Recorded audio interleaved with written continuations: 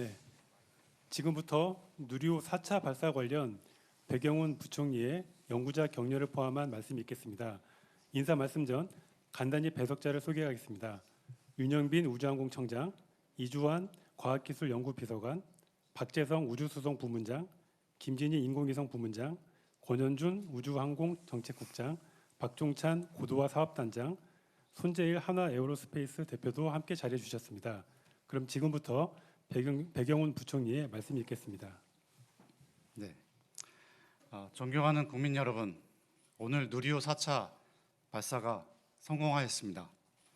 금일 오전 1시 13분 고흥나로 우주센터에서 발사된 누리호가 최종 고도 601.3km, 궤도 속도 7.56km/s, 경사가 97.75도로 태양동기 궤도에 성공적으로 진입하였으며 탑재된 차세대 중형 위성 3호와 12기의 큐브 위성이 모두 성공적으로 분리되어 궤도에 안착하였고 남극 세종기지에서 1시 55분 차세대 중형 위성의 신호 수신도 확인하였습니다.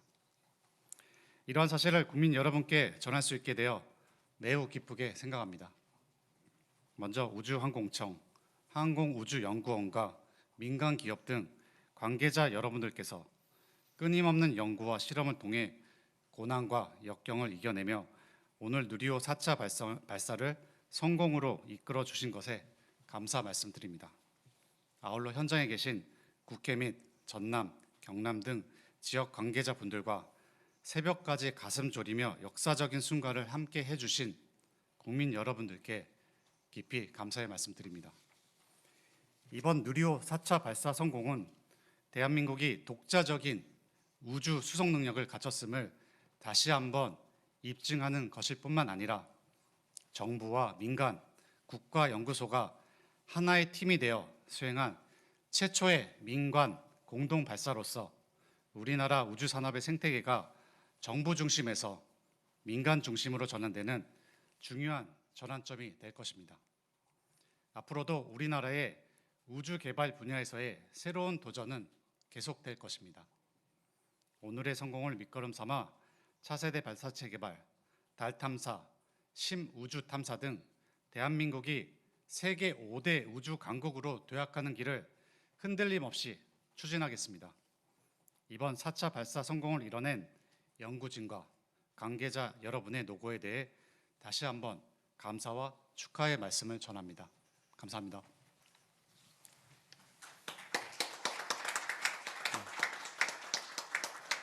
네, 부총리와 비서관께서는 먼저 이석하시겠습니다. 양해 부탁드립니다.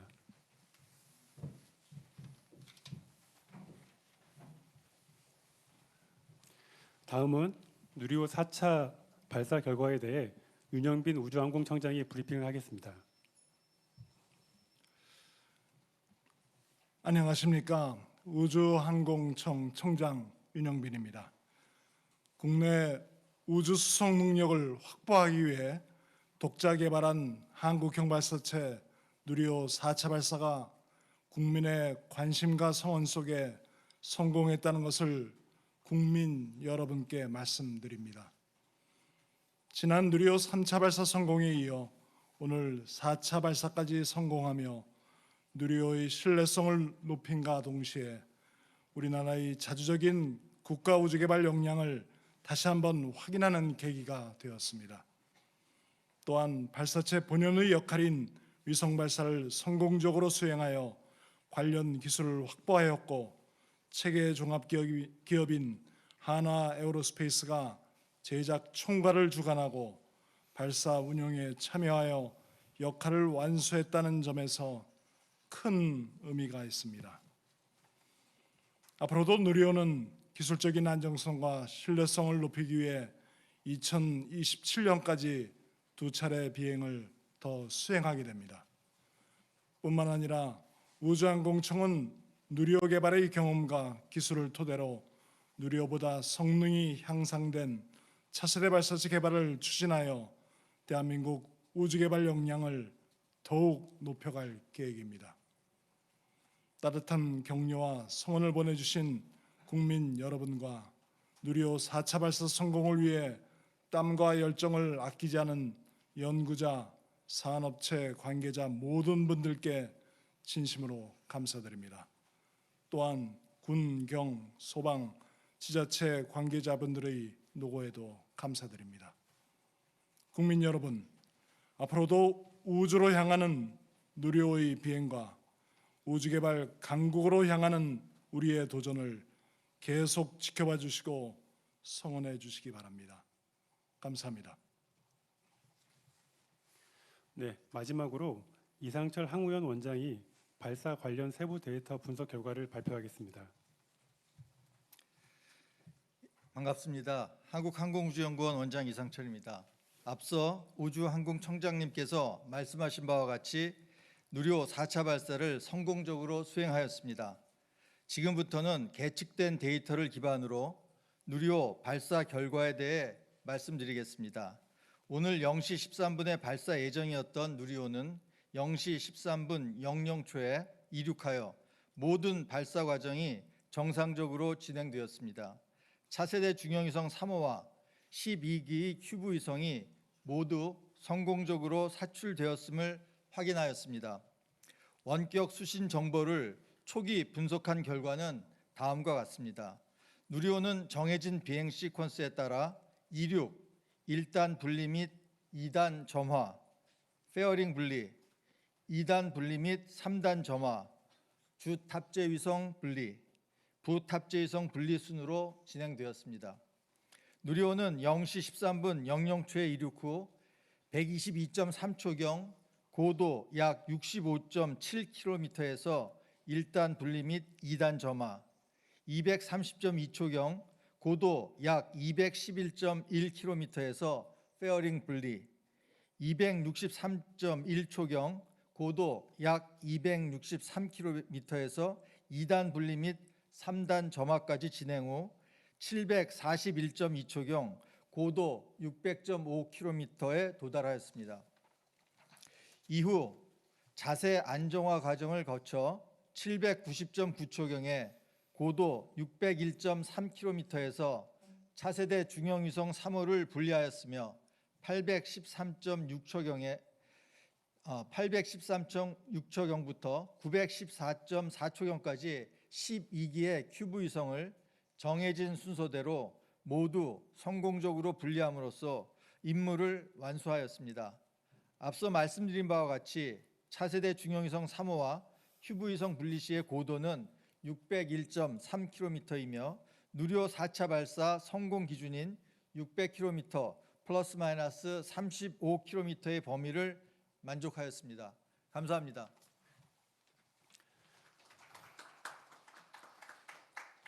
이어서 현장에 계신 기자님들과 질의 답변 시간을 갖겠습니다.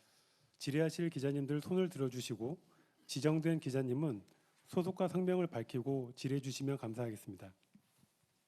네, 앞에 고 기자님. 네, YTN의 고한석 기자입니다. 총 비행 시간을 914초로 보면 되는 건지, 그리고 애초에 계획에서는 1284초였거든요. 근데 상당히 시간이 단축이 됐는데 그 이유는 뭔지 설명 부탁드립니다.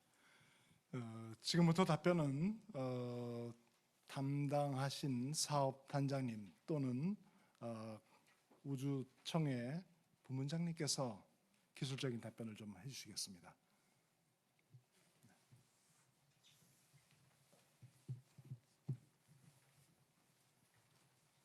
한국항공우주연구원 환경발사체 고도화사업단 단장 박종찬입니다. 이번 누리호 4차 발사의 최종 추적 종료 시점은 이륙 후 18분 25초에 추적이 종료됐기 때문에 이 시간을 비행 종료 시간으로 보시는 게 맞겠습니다.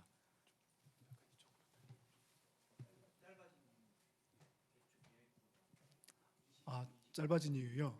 예, 실제로 저희가 비행을 진행하면서 1, 2, 3단 엔진 모두 연소 성능이 저희가 노미널로 추정한 값보다 조금 더 높게 나왔습니다. 그래서 각각 분리 이벤트들이 저희가 예정한 시간보다 조금 더 짧게 달성이 됐고요. 최종적으로 3단 엔진 역시 짧은 시간 연소를 하고 정해진 목표 궤도에 도달했기 때문에 실제로 연소 종료가 빨리 이루어졌습니다. 그래서 최종적으로 그 총 미션 시간이 짧게 달성이 된 것으로 보시면 되겠습니다. 예, 저기 정종 기자님, 저 중간쯤에 네 들으시면 되겠습니다. 예, 저 아이뉴스 입사 정종호 기자입니다. 그 제가 1차부터 계속 취재를 해왔는데 아마 이번처럼 이렇게 매끄럽게 진행된 적은 없었던 것 같습니다.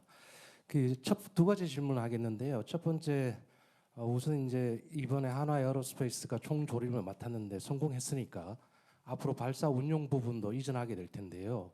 이 부분을 구체적으로 어떤 식으로 이전할 것인지가 궁금하고요. 두 번째는 6차 고도화 사업 발사까지는 아마 탑재체 비용이 없는 것으로 알고 있는데 이후에 탑재체를 실을 때 그 비용 산정을 어떻게 할 것인지 이런 부분에 대해서 좀 설명해 주시면 감사하겠습니다. 예, 두 가지 질문을 주셨는데요. 먼저 발사 운영 이전 부분에 대해서 말씀을 드리면요. 현재는 발사 운영에 대해서는 항우연 측이 조금 더 많은 역할을 하고 있는 것은 사실입니다. 하지만 저희가 5차, 6차로 진행되면서 한화 에어로스페이스가 점점 더 많이 참여하게 될 거고요. 그 많이 참여한다고 하는 부분에 있어서는 실제로 참여하고 있는 인원수를 늘리는 것뿐만 아니라 현재 저희가 그 MDC라든지 LCC에 실제로 한화 에어로스페이스 인원이 참여하고 있는 콘솔에 현재로는 그 옆에 좀 그 보조적 그리고 배우는 역할들을 많이 하고 계신데요. 향후 5차, 6차에서는 점점 더 그 실제 콘솔을 주도적으로 운영할 수 있는 역할로 그 한화 에어로스페이스 그 직원들이 그 역할을 더 많이 담당하시게 되는 방향으로 발사 운영 부분에 대해서 그 기술 이전이 좀 더 진행이 될 거라고 생각이 들고요. 두 번째 그 탑재체 비용에 대해서는 현재 그 누리호 사업을 그 6차까지 진행하는 고도화 사업에서는 탑재체 비용에 대해서는 현재 설정이 되어 있지 않기 때문에 이 부분에 대해서는 고도화 사업 기간 내에서는 현재 지금 4차와 동일하게 그 국가의 어떤 그 공공적인 목적 뭐 이런 것들을 바탕으로 그 탑재 위성이 결정이 되면은 그 부분에 있어서는 탑재 비용을 청구하지 않고 탑재를 진행하는 방식으로 계속 업무가 수행이 될 것이고요. 하지만 이후에 7차 이후에 그 국가 주도가 아니라 민간에서 주도를 하게 되면은 그때의 탑재체 비용에 대해서는 현재는 방식이 결정되어 있지는 않습니다만 이 부분에 대해서는 향후에 우주청과 협의를 해서 어떤 식으로 탑재 비용에 대해서 고려를 할지에 대해서는 향후 논의를 통해서 결정을 하도록 하겠습니다. 현재는 이 정도까지만 답변드리겠습니다. 네, 저기 뒤편에 저기 김종호 기자님께 전달 부탁드립니다.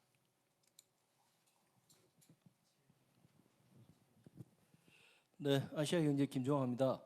그 누리호 4차 발사 성공을 일단 축하드립니다. 고생하셨고요. 그 향후 미래 우주 계획에 대해서 그 묻지 않을 수가 없습니다. 그 누리호 4차 발사까지 2년 6개월간의 공백이 있었고 그 공백 기간 동안 그 중소기업들, 중견기업들이 그 굉장히 불안해했습니다. 지금도 마찬가지인데 그 5차, 6차 발사까지는 계획이 돼 있는데 당장 7차 발사 계획이 없다고 불안해하시는 분들이 많더라고요. 취재를 해보니까. 그래서 이제 앞으로의 7차, 8차로 이어지는 발사 계획이 있는지 이 계획을 수립할 것인지에 대해서도 좀 알려주십시오. 이 부분에 대해서는 우주청에서 답변을 해주시는 게 좋겠습니다. 현재 진행 중인 누리호 고도화 사업은 여러분 잘 아시겠지만 6차까지의 발사 계획입니다. 7차 우주청에서 고민을 지금 하고 있습니다. 27년에 6차 발사를 마무리하고 28년에 7차 발사를 계획을 하고 있습니다. 7차 발사를 위해서 내년 예산을 저희가 지금 계획을 하고 있고 아직은 확정되지는 않았지만 누리호 고도화 사업의 연장선에서 7차 발사에 대한 예산을 확보할 계획입니다. 그리고 8차 이후부터는 적어도 매년 1년에 한 번 이상 누리호 발사를 저희가 계획을 하고 있습니다. 그 이후의 계획은 저희가 추후 한번 발표를 하도록 하겠습니다. 먼저 저기 이종호 기자님. 예, 경향신문 이정호 기자라고 합니다. 그 오늘 발사 시각이 조금 밀린 이유가 그 엄빌리컬 회수 압력 센서에 문제가 있었다고 했는데 이게 정확히 어떤 부품이며 생긴 문제라는 것이 무엇이었는지 좀 말씀 부탁드리고요. 그 질문 하나만 드리면 최근에 그 항우연이 개최한 설명회에서 오전 1시 12분 이후에는 국제 우주정거장과 누리호 간 거리가 200km보다 가까워질 것으로 보인다. 이런 얘기가 나왔었거든요. 근데 오늘 누리호는 1시 13분에 쐈잖아요. 그렇다면 국제 우주정거장과의 근접이 문제가 되지 않았던 건지 말씀 부탁드리겠습니다. 예, 첫 번째 질문하신 오늘 발사 시간이 연기된 사유에 대해서 말씀드리겠습니다. 오늘 원래 발사 예정 시간은 잘 아시겠습니다만 0시 55분이었습니다. 근데 저희가 그 발사 운영을 진행하는 과정 중에 대략 44분경인 0시 11분경 지상 엄비리칼 타워의 암을 그 리프트오프 시점에 리프트오프가 발생하면서 자동적으로 뒤로 이렇게 후퇴시키는 역할을 해줘야 되는데요. 그렇게 하려면은 그 암을 뒤쪽으로 밀어주게 되는 압력이 그 확보가 돼 있어야 되고 그 압력을 측정하는 압력 센서가 저희가 그 발사 운영을 준비하는 과정 중에서 그 시그널이 정상적으로 나오는 것이 확인돼야지 그 다음 절차를 진행할 수 있습니다. 그런데 이 엄비리칼 타워는 총 4개의 암으로 구성이 되어 있는데 그 중에 하나의 암의 압력 센서가 그 값이 정상적으로 출력되지 않는 문제를 확인하였습니다. 그래서 이 문제를 점검하는 과정 중에 저희가 그 시간을 좀 확보하는 게 필요하다라고 판단을 해서 발사 시간을 일단은 오늘 그 차중 3호의 발사 윈도우 시간인 그 0시 54분부터 그 1시 14분 중에 가급적 가장 뒤로 미룰 수 있는 1시 13분으로 내부에서 결정을 했고요. 그 과정 중에 저희가 그 점검을 해서 문제가 만약에 일찍 해결이 되면은 CT를 앞으로 당기는 것도 고려를 해서 업무를 진행을 하였습니다. 근데 업무를 진행하면서 최종적으로 문제를 해결을 했고요. CT를 앞으로 당기는 것을 검토를 했는데 CT를 앞으로 당기면은 저희 그 지상 레인지 시스템의 그 CT를 변경하는 것에 따라 갖고 시스템을 재설정하는 것들이 좀 시간이 걸리는 문제가 확인이 되었습니다. 그래서 최종적으로는 한번 설정한 1시 13분의 CT를 그대로 유지하는 것으로 결정을 해서 최종적으로는 그 시간에 발사를 하게 되었습니다. 두 번째로 그 ISS와의 간섭 문제를 질문을 주셨는데요. 저희가 그 이전에 그 기자분들께 설명하는 과정에서 이번 11월 27일 01시경 발사를 하는 경우에는 발사 윈도우 중에 그 1시 13분경에 ISS와의 간섭 문제가 있다라는 것에 대해서 말씀을 드린 바가 있는 건 사실입니다. 하지만 그 분석은 저희가 지금부터 대략 한 달 전 정도에 수행을 한 것이고요. 실제로 저희가 이제 우주물체와의 충돌 분석이라고 하는 업무인데요. 이 업무는 저희가 발사 일주일 전, 그리고 발사 하루 전, 그리고 발사 8시간 전에 각각 분석을 수행을 하게 됩니다. 그렇게 분석을 자주 수행하는 이유는 ISS는 아시다시피 우주공간 내에서 임무에 따라서 궤도를 약간씩 수정을 합니다.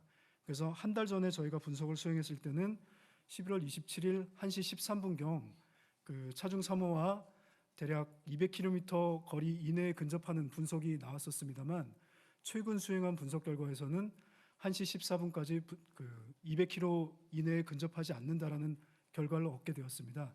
그래서 오늘 13분에 발사하는 것이 문제가 없다는 것을 확인을 하고 발사를 진행하게 되었습니다. 이상입니다. 예, 저희 여 기자님.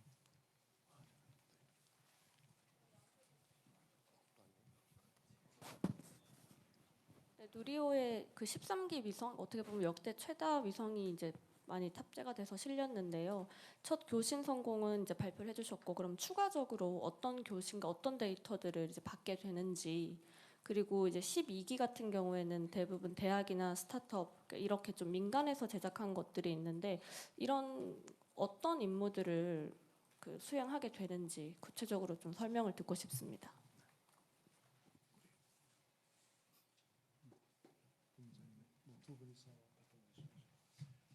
일단 오늘 발표의 경우에 있어서는 발사가 정상적으로 이루어졌음을 발표드리고요.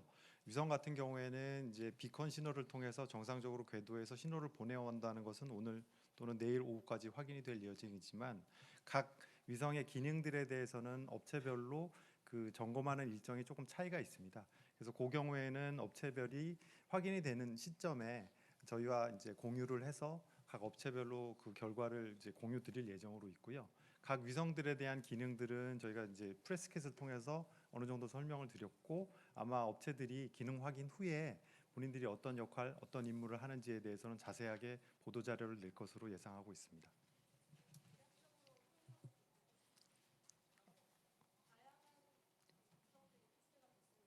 네.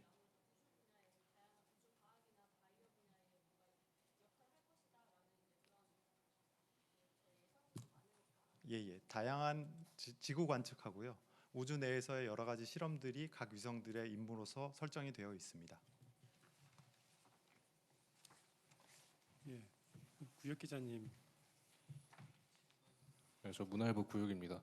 아까 이제 그 발사 시간 짧아진 이유와 관련해서 그 설명해 주시기를 연소 성능이 추정 값보다 더 높게 나와서 분리가 더 빨리 진행됐다라고 설명을 해주셨는데 그 이 말을 그러면은 출력이 예상보다 더 좋았다라고 이해하면 되는지, 그럼 이 말은 지금까지 누리호를 발표할 때 스펙보다 페이로드를 더 많은 더 무거운 위성을 옮길 수 있다라고도 이해가 되는데 제가 이렇게 이해해도 될지 좀 설명 부탁드립니다.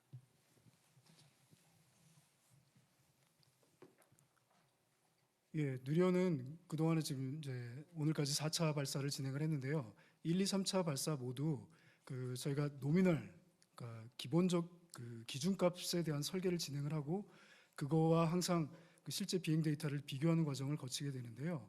1, 2, 3차 모두 엔진은 그 설계값보다 이렇게 약간씩의 데비에이션은 갖게 됩니다. 하지만 대부분의 경우 저희 노미널 값보다 약간씩 그 설계 그 인정 범위 내에서 약간씩 높은 값을 가져왔던 것들이 사실이고요. 이번 4차 발사에 있어서도 그 엔진의 성능이 노미널 값 대비 약간 높게 나온 게 사실입니다. 그래서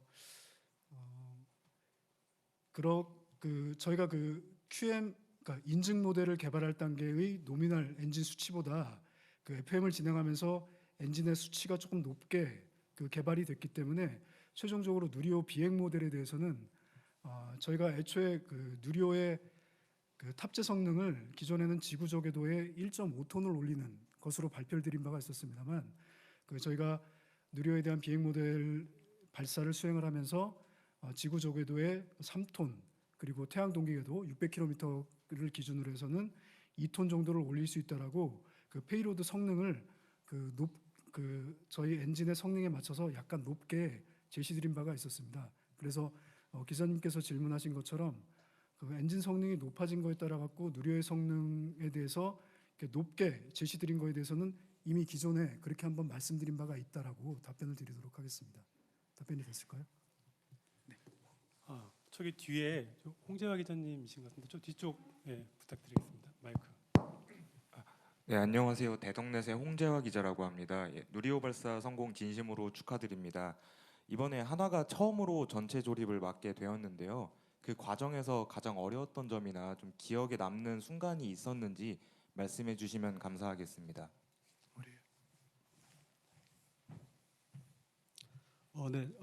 일단 관심을 가져주셔서 너무 감사드립니다.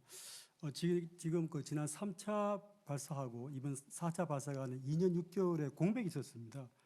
그래서 어떤 그 산업 생태계의 좀 유지가 좀 힘들었습니다. 예를 들어서 기술 인력이 좀 이탈한다든가 일단 그런 부분이 가장 좀 어려웠습니다. 다만 그런 어려운 점들을 우리 항우연하고 협력업체가 함께 잘 극복한 사례가 되겠습니다. 감사합니다. 네, 다른 질문 있으실까요? 강민구 기자님 앞에 부탁드립니다. 네, 이대일이 강민구 기자입니다. 이제 하나에서 이번에 발사체를 이제 만들면서 최근에 글로벌 컨설팅 업체에서 2,700조 원 시장이 열린다 이런 얘기도 좀 있었는데 그리고 국내 기업들도 뭐 우주청이나 LG랑 뭐 이야기도 있고 뭐 최근에 두산도 뭐 진출하려는 것 같고 보령도 우주의학 쪽에 관심이 있고 해서 국내에서도 많은 산업 업계에서 이제 좀 우주에 관심을 갖고 있는 것 같고요. 그런 상황에서 이제 하나의 그런 뭐 시장 발사체를 활용해서 시장 진출할 의지와 그리고 앞으로 뭐 좀 정부나 뭐 이렇게 기대하는 부분이 있다면은 코멘트 좀 부탁드립니다. 네, 그 굉장히 중요한 말씀을 해주셨습니다. 앞으로 우주는 그 발전 가능성 무궁무진하다 생각합니다. 뭐 이제 과학기술 측면에서도 첨단 기술, 예를 들어서 우주항공이라든가 또 신소재, 또 AI, 또 통신 이런 그 첨단 어떤 기술의 집합체이기도 하고요. 그리고 또 국가안보면에 상당히 중요합니다. 어떤 그 우주와 또 대기권과 또 육상 이 다계층 방어도 상당히 중요하고 이게 또 향후 미래 전장에 있어서 우리 국가 안보에도 상당히 중요합니다. 또한 어떤 산업적인 측면에서도 굉장히 많은 기관들이 성장할 거로 보입니다. 중요한 것은 뭐냐면 결국 이 발사체가 있어야 우리나라 독자의 발사체가 있어야 이것을 실현할 수 있다는 겁니다. 그래서 물론 발사체가 경제적으로 경제성을 갖는 것도 굉장히 중요합니다만은 거기서 해외에 의존해서는 절대로 이 우주 경제 실현할 수가 없습니다. 그래서 이런 부분에도 저희가 강한 드라이브를 걸 거고요. 이제 누리호도 하고 있지만 또 차세대 발사체라든가 뭐 또 다른 저희가 또 고민하는 것도 있고요. 그래서 그런 식으로 해서 상업적도 가져가면서 우리나라가 독자적인 어떤 우주 발사 능력을 지속적으로 유지하고 발전시키는 데 최선을 다하겠습니다. 네, 다른 질문 있으실까요? 네, 더 이상 질문이 없으신 것 같습니다. 이상으로 브리핑을 마치겠습니다. 늦은 시간까지 누리호 4차 발사 관련 브리핑에 참석해 주신 기자분들 모두 수고 많으셨습니다. 감사합니다. 감사합니다.